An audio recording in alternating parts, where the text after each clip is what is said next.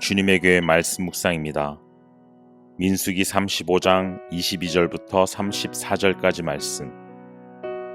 악의가 없이 우연히 사람을 밀치거나 기회를 엿봄이 없이 무엇을 던지거나 보지 못하고 사람을 죽일 만한 돌을 던져서 죽였을 때에 이는 악의도 없고 헤아려 한 것도 아닌즉 회중이 친 자와 피를 보복하는 자 간에 이 규례대로 판결하여 피를 보복하는 자의 손에서 살인자를 건져내어 그가 피하였던 도피성으로 돌려보낼 것이요 그는 거룩한 기름 부음을 받은 대제사장이 죽기까지 거기 거주할 것이니라.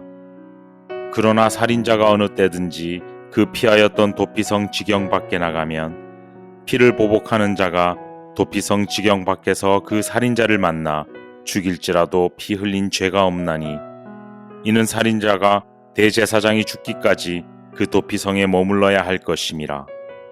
대제사장이 죽은 후에는 그 살인자가 자기 소유의 땅으로 돌아갈 수 있느니라. 이는 너희의 대대로 거주하는 곳에서 판결하는 규례라. 사람을 죽인 모든 자, 곧 살인한 자는 증인들의 말을 따라서 죽일 것이나 한 증인의 증거만 따라서 죽이지 말 것이요 고의로 살인죄를 범한 살인자는 생명의 속전을 받지 말고 반드시 죽일 것이며 또 도피성에 피한 자는 대제사장이 죽기 전에는 속전을 받고 그의 땅으로 돌아가 거주하게 하지 말 것이니라.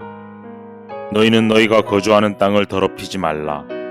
피는 땅을 더럽히나니 피 흘림을 받은 땅은 그 피를 흘리게 한 자의 피가 아니면 속함을 받을 수 없느니라.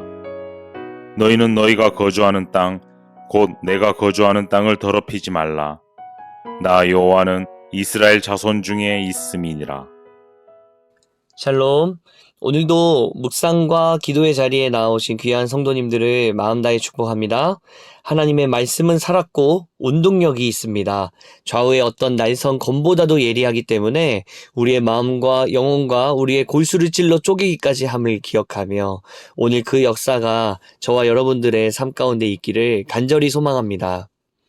민수기가 맞춰가며 하나님은 이스라엘 백성들에게 몇 가지 규례들을 주시는데요. 이 규례는 이스라엘 백성들이 살아가는데 꼭 필요한 삶의 지혜들이고 애매모호한 부분들을 명확하게 정리해 주시는 놀라운 기능들을 합니다. 도피성이 그중 하나입니다. 어제에 이어서 도피성이 어떤 곳인지를 좀 살펴보면요. 민수기 35장 22절에서 25절까지 말씀인데요. 악의가 없이 우연히 사람을 밀치거나 기회를 엿봄이 없이 무엇을 던지거나 보지 못하고 사람을 죽일 만한 돌을 던져서 죽였을 때에 이는 악의도 없고 헤아려 한 것도 아닌즉 회중이 친 자와 피를 보복하는 자 간에 이 규례대로 판결하여 피를 보복하는 자의 손에서 살인자를 건져내어 그가 피하였던 도피성으로 돌려보낼 것이요 그는 거룩한 기름 부음을 받은 대제사장이 죽기까지 거기 거주할 것이니라. 즉 어떤 악의도 없이 어떤 마음도 없이 악한 마음이 없이 정말 사람이 자신의 실수로 자기도 모르게 누군가의 생명을 침해했을 때 찾아올 수 있는 여러 보복들이 있지 않겠습니까? 그리고 자신의 무거운 죄책감들, 눈물의 회개를 할 수 있는 공간을 마련해 두셨는데 그것이 바로 도피성이라는 것입니다. 하나님은 아셨던 것입니다. 사람은 누구나 실수를 할 수 있다는 것. 한번 생각해 봅시다. 우리 중에 유난히 부주의한 사람이 혹시 있습니까? 늘 침착하지 못하고 자꾸 가볍게 행동하는 모습이 드러나는 바로 그 사람이요. 그게 우리일 수도 있고 또 누군가일 수도 있겠죠? 자꾸만 덜렁대고 실수하는 모습들. 그러나 이것이 누군가에게로 피해로 이어질 때에는 조금 그 무게감이 달라집니다. 여러 가지 사고가 일어나기도 하고 전혀 의도하지 않았지만 누군가의 부주의와 큰 실수, 큰 잘못으로 인해 너무나도 가슴 아픈 일들이 생기기도 하는 것이 우리의 인생 아닙니까? 이러한 일들이 있을 때 하나님은 어떻게 그 상황들을 하나하나 처리해 가실까요? 하나님은 양쪽에 있는 사람들에게 각기 다른 방법으로 인도해 가십니다.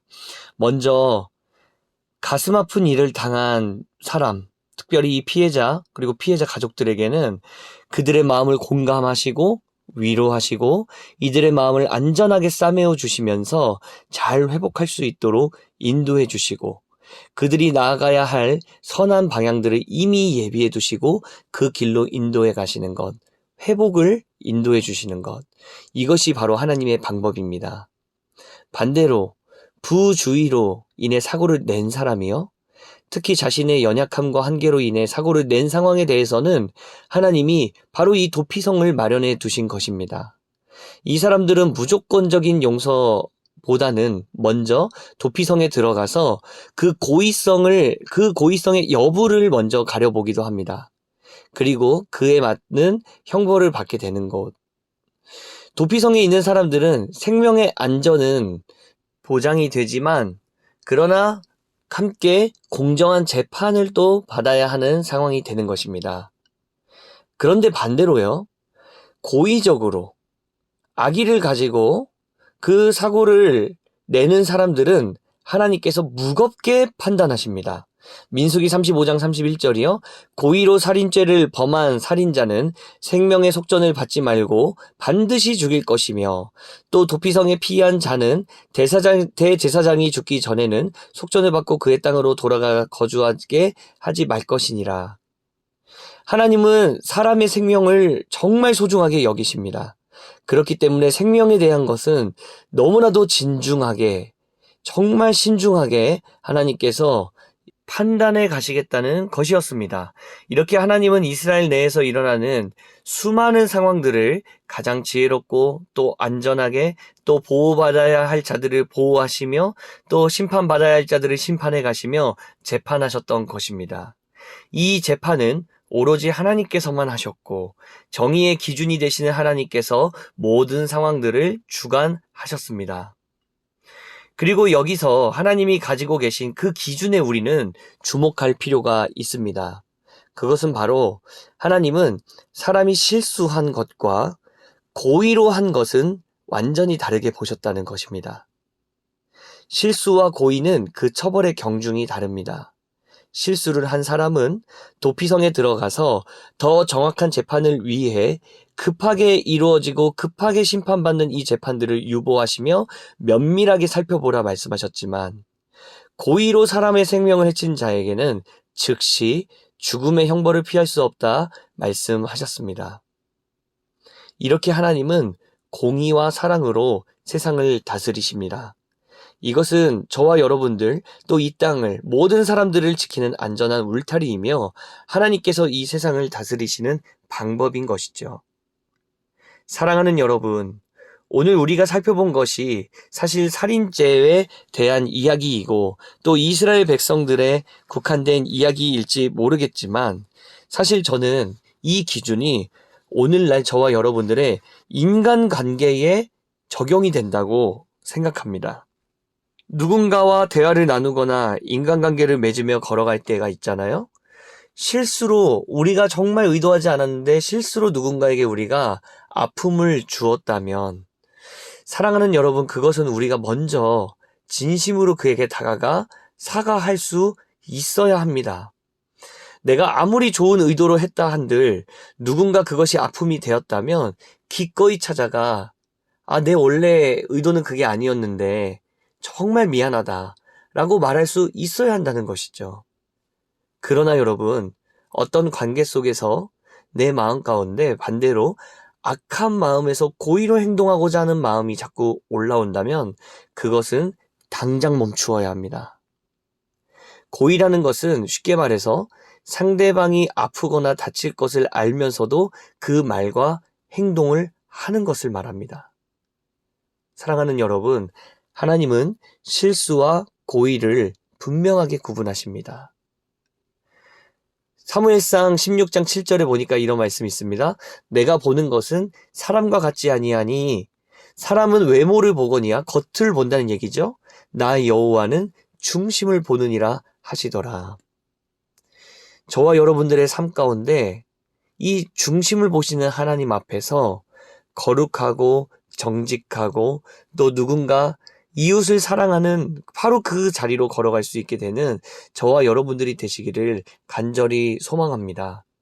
사랑하는 여러분, 실수와 고의는 다릅니다. 이것을 잘 기억하시며 오늘 우리의 하루 가운데 혹여나 내가 실수로 누군가를 힘들게 한 적은 없었는지, 혹여나 내가 자꾸 고의적인 악한 마음이 내 마음속에 일어나는 것은 아닌지, 이 두 가지 마음을 점검하고 실수를 했을 때는 바로 사과로 하고 또 고의로 하고자 하는 어떤 마음이 들 때는 당장 멈추는, 여러분 이 은혜가 우리에게 있기를 바랍니다. 이것이 가능하기 위해선 우리가 하나님 앞에 살아간다는 이 시선을 기억해야 할 것입니다. 하나님은 우리의 중심을 보시는 분입니다.